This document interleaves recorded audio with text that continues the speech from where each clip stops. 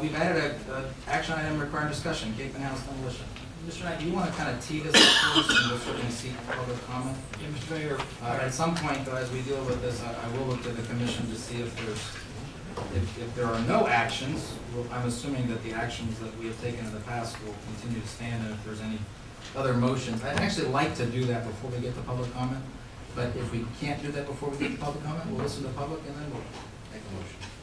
Mr. Knight. I'm going to ask George to come up and answer any questions also. We have a brief PowerPoint that just kind of lays out some of the history here. So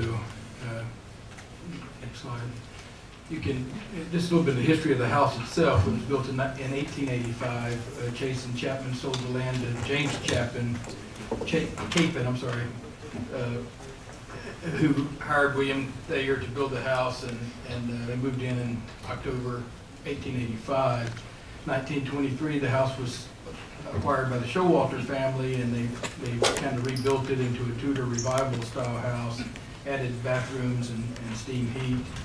And in 1976, it was added to the Florida Master Site files during the historic review. Next slide. Could I ask a question on 76? Is that, who does that and what is that? What's the Florida Master Site Plan? That's a new one to me. Or an old one. Lindsay, Lindsay, if you take the bullpen. On the other hand, Lindsay's more the expert on the historic preservation. something was done, in other words. Yeah. Good afternoon. The Florida Master Site File is a state-coordinated listing of historic resources. The first survey was done in 1976. It was a very small-scale research project coordinated by the Junior League with some professional assistance. And then in 1986, for the comprehensive plan, the first citywide sort of drive-by survey was done. It was more pretty basic research about what was historic resources. And then it was updated in 2001. It's simply a data collection listing historic resources in various different communities throughout the state. So that's just kind of like, nobody declares it, they just say this we think is significant, or? Correct, it's simply data collection. Great, thank you. In 2006, Miss, how do you say her name? Miss Illusion applied for a designation with the Historic Preservation Board, and there was an issue. She wanted to add a garage at the time, and basically the item was tabled, asking for more information about the garage. She was seeking some variances on building the garage, and she ultimately built the garage and didn't come back to the Historic Preservation Board to finalize that process, is my understanding. And then in 2007, 2008, she built the garage. It was completed in August of 2007. And in August of 2010, SunTrust began the foreclosure process on the property. Then in June of 2011, the owner followed up on that historic designation, and they went through the public hearings and was granted by resolution on August 8, 2011, the historic designation. In September 2012, SunTrust, presented to the commission, evidence that that foreclosure process had already started at the time that the application had been made, and they requested the commission rescind that designation, based on its interest in that property. And that designation was then rescinded at that time based upon the evidence that was before the commission. And then in March of 2013, the property sold, and on May 13th, the demolition permit was applied for with the city. These are some excerpts from the SunTrust exhibits that were provided to the commission at the time, and it goes through all the different legal filings that were in place and what judgments had been ruled, and you can see that it went through that process all the way through July of 2012, and then ultimately there was a final appeal that was denied in January of this year. Could you go back to that screen? Yeah, go back one more. Thank you. Just see if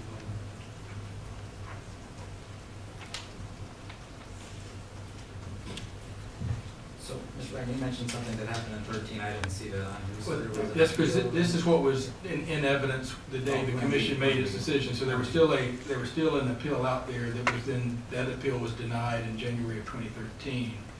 That's correct. Thank you. May I ask the city attorney on question, Mr. Mayor? Sure. Larry, in regards to that, so while the appeal is being filed, was there a stay on the title holder being able to market the property? Was there any kind of legal action not allowing him to put a SunTrust? No, there wasn't. So it is SunTrust's property as of July 17th when they acquired title? Correct. Thank July, what was the date? you. July 17th. And then this last slide really walks through our demolition permit. You can, our permit process, and like Commissioner Cooper talked about, perhaps this is an area that there might be a consideration for some changes. But back in, I believe it was 2001, when the Casa Feliz issue happened, there was no waiting period for demolition permit at that time. You could apply, and as long as you had all the utility sign-offs, saying that all the utilities have been disconnected from the property, we would grant the demolition permit that same day or within a few days. So when the Casa Feliz issue happened, the commission put this process in place, which now requires a 30-day waiting period. And this goes through that process. But basically, after 30 days, you have to post the property for that 30 days where you put a sign up so people are on notice that a demolition will occur. And so that 30-day period would end this Wednesday on the 13th of June. And as long as all the sign-offs from utilities are in place, the city really has no authority to, a staff standpoint, has no authority to not grant the demolition permit. And then it says demolition must be complete within 30 days of the permit. So, that brings you up to date on where we are. We'd be glad. Do you have the demolition process for historic properties? It's the same process. This is for all properties. Well, under the historic preservation ordinance, they go through staff and they appear before the historic preservation board, and they have to meet the criteria that's in the ordinance before the historic preservation board would allow demolition. And the process is followed up onto the city commission for the recommendation, and the city commission has the ultimate authority to allow demolition. There has been a few demolitions of buildings that were on the registry. I don't know if you want to hear about that. Sure. Lindsay, did you want to mention some of those? Sure, the process is contained in full in the ordinance, and it's really just a waiting process. The status of the property, is it a landmark type or just an old building? The condition of the property, any economic hardship, and the future disposition of the property. Since the College Quarter was created, there have been a couple demolition approvals. One was for an early 1960s duplex that was demolished to make way for the redevelopment of by the swing lane of Holton, Pennsylvania, the townhouses, and a relocated historic home. That demolition was approved. Also, the demolition of an older home, a late 1920s home that was in very bad condition, just south of the Winter Park Day Nursery in the College Quarter Historic District. At the time, it was to make way for the expansion of the Day Nursery. That did not proceed, but it was redeveloped with an adjacent lot for the 3 homes that were there, and that was done through the design review process through the Historic Preservation Board. Now, last time I read the ordinance it was pertinent to something we had discussed a while ago on a commission several years ago. There was a process, we discussed it as it related to whether we would add to our historic designations or not. Help me, George, as I understand, if somebody owns a historic property, requests that it be demolished, and gets a no at historic preservation, and gets a no at the city commission, they can still wait and demolish it. Is that correct? If it's, I mean, far as it's denied, far as I don't know, Lindsay, is there a process like that? Well, it would be the same appeal process through the Historic Preservation Board. If the board denied demolition of a building that they had the right to review, the applicant could appeal that decision to the city commission. And if the city commission still denied it, then they would have to go to the courts, the way any appeal that's denied by the city commission. That's awful, because that's not how it's been presented to us in the past. We can discuss this in terms of what that does or doesn't do. So I'd ask Mr. Brown probably to just check that, not necessarily right this minute, but at some point, I'd like to understand that process, because that was presented by us, staff to us, that even at the, if I still wanted to demolish a property that's historic, and I waited long enough, I could. That was something that we discussed a while ago. I'm not saying that's right or wrong, I'm just saying that was. I know that's the process I don't on, want to confuse. that's the that. process on trees. On the tree removal ordinance, Is it? Yeah, Yes. you just have to Okay, then I don't want to be confused either, thanks for. is in the tree removal. Yeah. I can give you an update on the current status of the demolition, which of course it's been posted with the intent to demolish placard, and the 30 days runs out on June 13th. The demolition contractor has not really even started the process of getting the disconnects based on the information I received today from utilities. They haven't requested any utility disconnects, so even after the 13th date, the demolition contractor has to follow through with getting all those disconnects. So when that'll take place, we don't know. From in-house, our staff has reviewed the application, arborist, and another one of our staff members, but with regard to, so the ball is in their court as far as when they will proceed.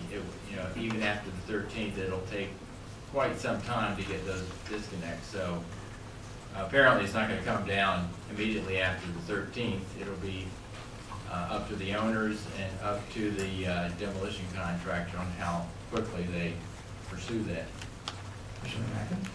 George, is there any procedure by which the city commission could act to delay the implementation of that permit? I don't know Extend of the any. length of time that, that's Right. kind of like the $64,000 question we're all looking at this evening. Is there any action that can be taken by the five of us sitting up here that could extend that date past the 13th? Well, only by I ask that voluntary, amongst by yourself asking and- the owner voluntarily, unless Mr. Brown had knows of some other procedure that would. You have no procedure.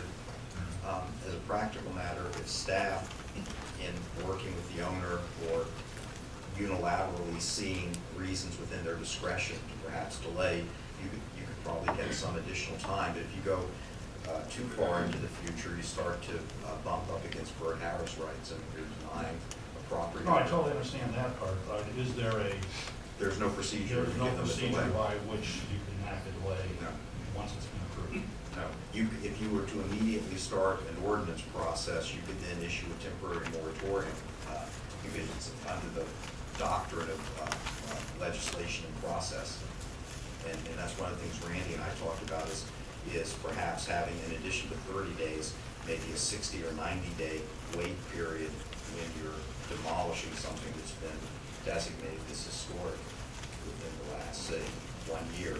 Because right now, they're talking about a review process for demolishing a historic property. But if you don't want, if the new owner comes in and doesn't want to deal with all that under your existing code, they just simply come in and ask the commission, take away the historic designation. Then they are treated like a non-historic property when it comes to demolition. So you could, Which is essentially where we are right Yes. now. It's a owner, other than the bank, we have a new owner involved and has come in and asked for, and applied for that. The bank has not applied for that demolition permit, it's the new owner. Is that correct? And let me go back to, So I wanna- in 2006, the owner, I guess, asked for it.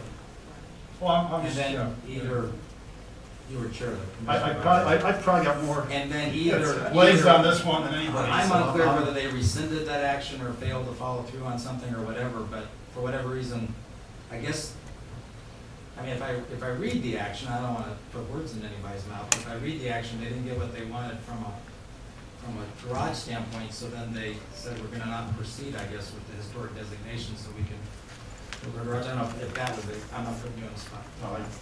But I don't know if that was the process or not, but at least that's what the outcome has been, and then we went 5 years for the owner at that time to say, so the owner in '06 asked for it, then I guess the owner rescinded it.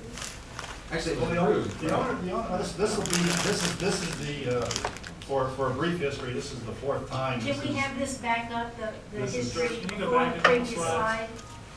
slide? This is the Yeah. fourth time that I've personally I dealt think it's with back this. further. I think it was back one more. Yes, this one. Okay, yeah. Right there.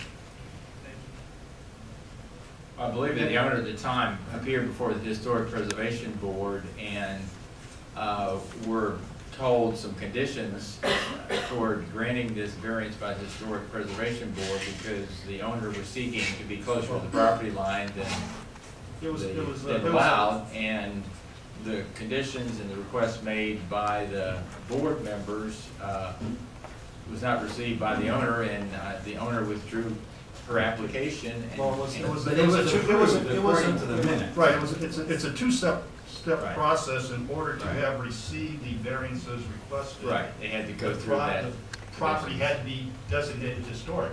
Which Right. at that time, I was chair of the commission, Right. of the Historic Preservation Board, and we approved it.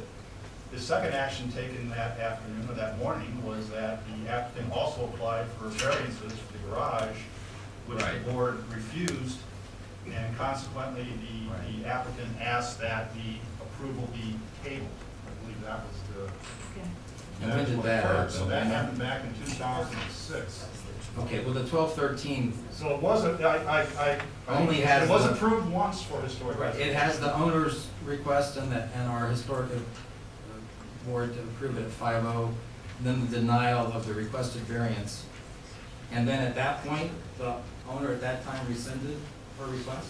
The request, I believe, was tabled. Mr. Mayor. So it never came to the commission for final approval? Correct. I do not believe it came to the commission for final approval. And- And I, without going back and checking the minutes, that's my understanding. And I don't know if your memory serves you on this one or not, but the reason why it didn't go forward in '06?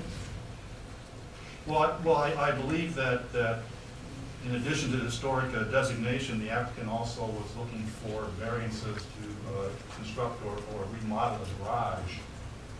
And the Historic Preservation Board at that time granted the designation, but denied the request for those variances on the garage. Now, my understanding is subsequent to that, the applicant went through just the normal variance Yes. proceedings Yeah. and received permission To build the garage, Build the meeting garage, the so setbacks, outside and the historic- received the permit to build the garage, meeting the setback, and that's ultimately what happened. Well, I have a question, and this may be for Randy or Larry. We've heard that they approved the application and it was tabled. Confused on that process. I mean, I can't believe you had a vote that was approved and then you tabled it. How do you table a vote that's approved? Well, I don't know if tabling is the correct word. The applicant asked for it not to proceed. So that- It had to proceed from the board. I just want to be So- clear then, it was not tabled, it was not sitting there waiting for further action, it was withdrawn. Well, I want to be clear on that too, because it appears the applicant has the right, at least had it right in '06, '07, to ask for something and ask for something to be held back. Right. So, I don't know if that's precedent setting or not, but, there's at least been 2 applications and people either said, I'm going to hold on it, or I'm not going to proceed at this time, for whatever reason. Right. I don't know that the reason is material. I think the fact of the matter is somebody asked and then they pulled it back. And then if you go to the following slide from this one. Okay.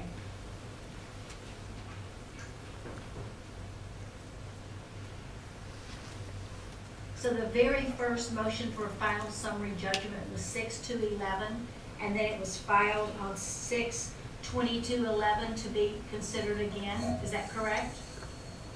The final summary judgment from SunTrust was 6/2/11, and then on 6/22/11, it was granted by us.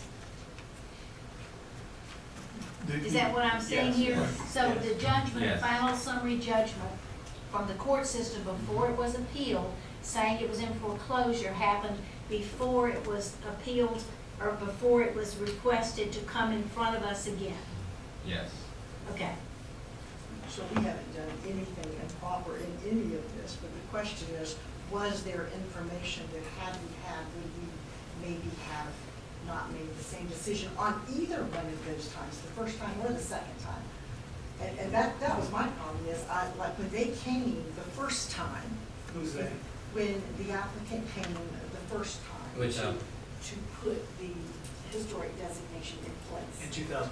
6 No, or it was last 11? time. Just last That would be 11. 6/22. Exactly, at that point in time, Final summary judgment had already happened. Then they should- right, Okay. right. And what I didn't know is that when they came back the second time, there was actually an appeal in court on that decision. And the first time, when we approved the designation, we weren't given the information that there was a foreclosure in process. And the second time, we approved taking the designation away, but we didn't have the information that there was a challenge in court of the decision. Commissioner, I agree with all that, but the appeal is immaterial.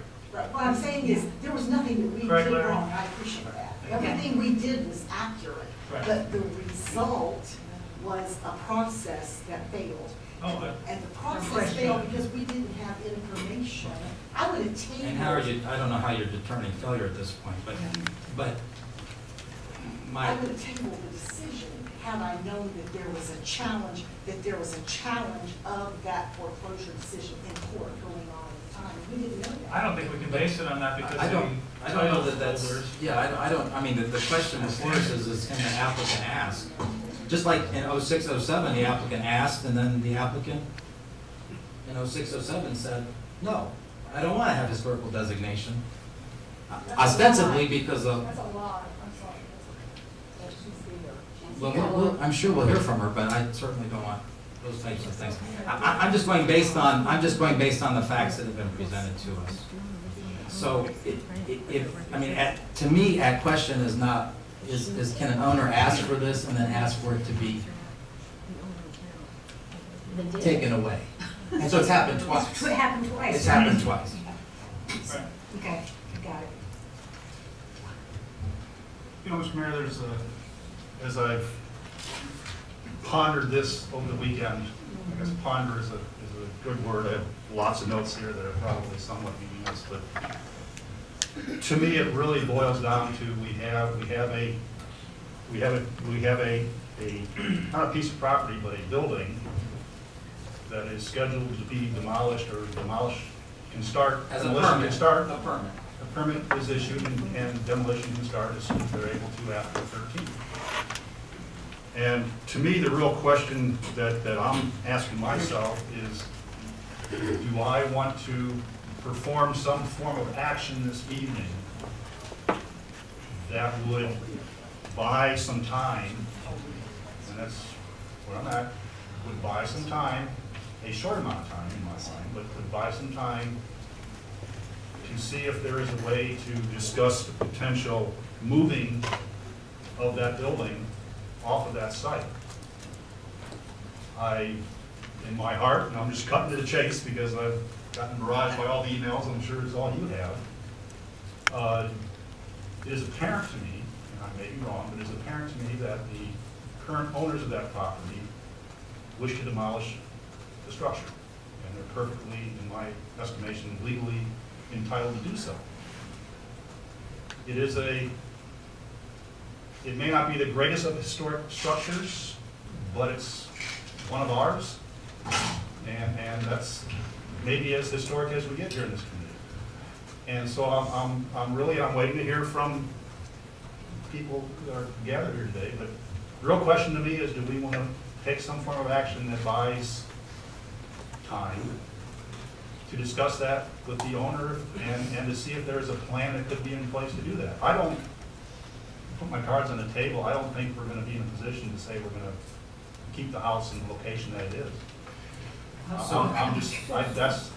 lousy poker player. That's I'm my there call. with you. I mean, I have no desire to see a historic property knocked down.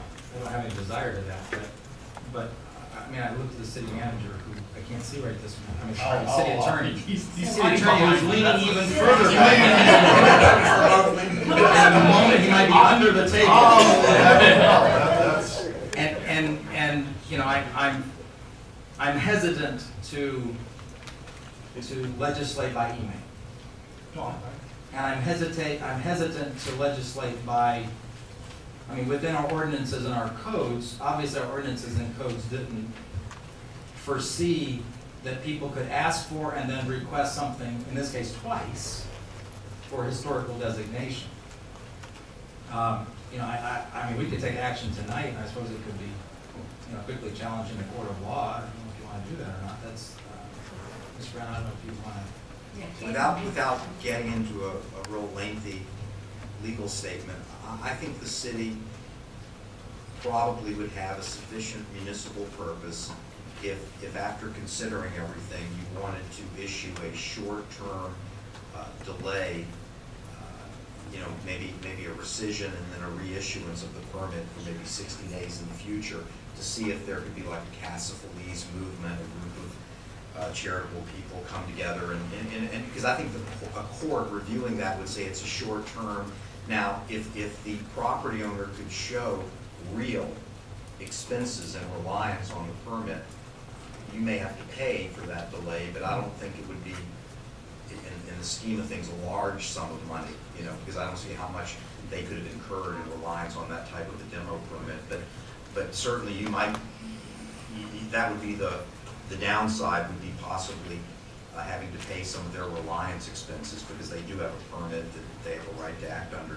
But I could also see a judge, most likely, given all of this public interest, you could probably get a delay, and for all we know, the owners may not even object to a 60-day delay. Yeah, and I don't know, you know, Commissioner Mack, and you said something earlier that I don't know if it's factual or not. I don't know that they particularly want to knock that house down. I think they just want to build a new house on it, which is a totally different circumstance. Sure. Yeah. So there might be a mutually agreeable solution here that might be recognized. And I hesitate, and the reason I'm encouraged by what Mr. Brown said, because I'm hesitant to enact a demolition ordinance or any kind of modification when we have, right, that is to me a much longer term process that's really gonna have to involve our city. And thought. Because I'm very, very in tune to property rights. I'm also very, very in tune, I wouldn't have served on the board of historic preservation if I didn't believe in that as well, and that's always been a dichotomy. So I'm encouraged that a short delay to see if it's even, and it may not even be feasible. And I'm ready to accept that reality. Do we have to Totally. have their permission, the owner's permission to make I that don't- happen, or can we do that? I'm hearing We Mr. have Brown, that and I ability? can reiterate that, I'm hearing that on a delay process, that we may be able to do that without, But what I heard Mr. Brown says is, obviously, and Ms. Brown, I don't put words into your mouth, do you want to reiterate what you said? Sure. It sounds like that could create some legal jeopardy for some short Yes. period of time. Yeah, I would say a short-term delay, the risk to you would be just a fairly small amount of reliance damages they may have incurred. They may have a contractor charge them because the contractor's ready to go and has mobilized, and we just don't know that. But yes, you have the legal right under all these unique circumstances. I can see a municipal purpose in exploring a way to preserve the building. It's historic. Except now the designation has been It's twice right. been removed. That's right. it's twice been removed. And I think a court would look at the practicality, though, the whole factual history, and that there is some significance to the property. So now I want to be careful because I don't know, I'd like for you to define what you perceive I guess I would say the precedence would be, because this is a difficult situation for the commission to be placed in. And you're doing this. Because we're reacting to individuals' rights, we're also reacting to email rights, we're reacting to lots of different things, and again, I think that's the wrong way to legislate long-term. Yes. I think what you're doing in effect is you're exercising your home rule authority, just as you did when you granted SunTrust request and issued a resolution removing the historic designation. There is no procedure in your ordinance for removing the designation. So the fact that there's no procedure, absent no other law to the contrary, means that the commission can take any action for a municipal purpose as long as it's not expressly prohibited by the charter or by general law or a special act of the legislature. So what that means is you could similarly exercise your home rule power, issue a short-term delay, because of the unique circumstances. But I agree with you that the better way to go then is to develop some ordinances that would perhaps automatically put into effect more than a 30-day wait when a property has been designated as historic over the last 12 months. And that's interesting, but I'm far more interested in the process by which we place items on the historical record and then remove them. That to me is far more interesting even than the demolition process, because it appears that our ordinances to this point, as I understand them, are up to the property owner. For we have many historic properties today that are our city that I guess we've approached them, George, and said, would you like to be on it? I don't know if people have ever been approached or not, but Yes. I mean, we have a lot of historic properties that people said, no way, I don't want your process. I'm gonna be the best, a la property rights, I'm gonna be the best steward of this property. I was in one last Thursday, Osceola Lodge, what a great example. That's not on our historic Mr. Mayor, registry the last time I checked. one thing the commission needs to understand is the permit has not been issued. And the demolition contractor is not aggressively going forward with demolishing the building. And one option is, in addition to what Mr. Brown is saying, is to ask the owner to voluntarily delay, which I understand there may be a possibility in talking with their representatives that the owner would voluntarily do that, and then the city would not be at risk for any liability if that's the case. I thought the permit had issued last No, time, correct? the permit has not And been you're not issued. Well, that's helpful for us to You're not know, encouraging because liability. that's important information to have. The permit has not been issued. So what's happened as of June 13th was Well, let me. the request for, is that correct? Well, let me So clarify let's that. clarify. Process, because, yeah. It can't be denied. The permit can't be denied. Well, he requested it on May 13th, and he had to post the property for 30 days. Correct. And had he, or if he does, before June 13th, turn in all the utility disconnect notices, he's entitled to a permit as of Wednesday. And that's What you're saying at this point, that Right. specific piece. We talked to the demolition contractor today, and they have not even pursued the utility disconnects, and that's at least a 2-week period or longer to even go through that process. So they're not aggressively going through the rest of the process. The notice, the 30-day posting will end as of June 13th. Now, George, once it's posted and the time period ends, if the permit is given then, there's only a brief window. I mean, he has to move forward pretty quickly, doesn't he, in order to? Well, once we issue a permit, it's for 30 days, but Okay. that's So we mostly a don't want to public get in that, we don't want to safety get in that situation if we can help limitations. it. But we can, I mean, even if they get a permit, they don't have to exercise it. They can, for whatever reasons, delay, and we have authority to extend that. But the 30-day period on the issue of the permit is so that they'll expeditiously go forward with the demolition, and that's for dwellings. Mr. Brown? I'm sorry. Go ahead. Well, I was gonna say, if the property owner voluntarily says that if there's something that could be uniquely worked out here, I mean, I think that's the best of all worlds, because that gives, those who ultimately have a stake in historic preservation, the opportunity to fix it. Sure. And my question was then going to be to Mr. Brown, when we say we can temporarily delay this, you feel comfortable with that? Yeah. How long is a temporary delay? I wouldn't feel very comfortable going more than 30 or 60 days, because I think then you're really running up against Okay, because parameters. then you run into, what do we do with it? Because you're not gonna move that house in 90 days. Well, I think if you had firm commitments and a real plan and the financing was in place, then you could talk about literally a longer delay. Well, then all of this then requires us being in communication, and I know the new property owners, which I also want to say, just for the record, they are great people. They do more for charity. They did not buy this house with the intent to demolish it. They have contractors walking through it. They have professionals walking through it to try to get it to work for the needs of their family. The new house that they're currently looking at is a smaller footprint than what's there. So they're not talking about tearing it down and putting up a McMansion. So I don't, having again, residents of our city maligned for just doing what's in their best interest and what they are entitled to do is a little disconcerting to me. I think our best bet is to try to work with them to get this thing fixed. They've already made some very generous offers to try to have that. We have their attorneys here. It'd be interesting to hear what they're willing to do moving forward. Steve, when I talked about a delay, it was fully with the intent, not that the house would be moved or, resolved in that time, but a plan would be established to do something. If it didn't occur within that period. Oh, I understand. I'm just trying to protect the cities. I want to protect our assets. I want to cover our assets as well. And by that I mean, if nothing happens, if they don't reach agreement in 30 days, are we back here? And, where does the city stand and how, listen, Ponce Inlet is going through a very sticky situation now, denying individual property owners' rights.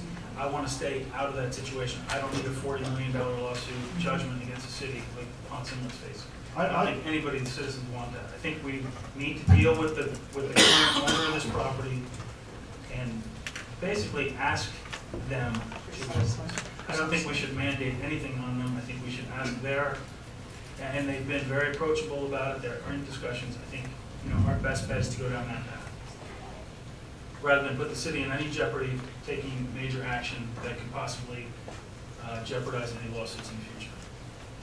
To answer, just so you know where I'm at, I'm in the position of whether we ask them or legislate a delay. I'm on a one-time shot. This isn't coming back again, and it's either going to happen or it's not. And the bigger question to me is after that, how do we deal with our historic ordinance? Oh, I agree. That's a whole nother. Demolition, and frankly, Commissioner Mack. That's a whole other deal. I have tremendous concerns about the process by which people do and don't ask for things beyond the historical. Whole nother deal. I mean, That's what this is all we about. placed our post office, that was one of the contributing buildings to our downtown, and yet, there are probably some of the very same people in this room who are wanting that to be knocked down. So I mean, that's a struggle for me, that I don't want the historical preservation ordinance to be misused. I agree. And I think what also gets me is, why aren't we on the front end of this?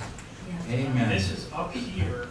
We have groups in the city who are committed to historic preservation, and yet we're here. That property was advertised for sale for 212 days. That house was on the market. Now, we are here doing this now. I mean, they had dozens of open houses, dozens of people walking through that house. They had offers. They had the bank make the best. The bank, they chose the best offer. The best offer may not have been the highest offer. The best offer also includes terms. They chose that. And now we're sitting here discussing legislating against a private property matter. And it's a little disturbing. And to the mayor's point too, twice this house was put on the designation and it's been taken off. There's something very faulty to that. But again, it all gets to here. The emails that we're getting that we made bad decisions. We made the right decisions for the property owners that were presenting their case. We can hold fault in the process, which I think there is, but the right decisions were made. I think we just need to work with the current owner, ask for them to consider some things, which I know they are, but I get very concerned about denying people's property rights. Well, there isn't a formal motion on the table, so I don't know if the current owner would like to speak or say or anything. Mr. Chief, I understand you're representing the owner.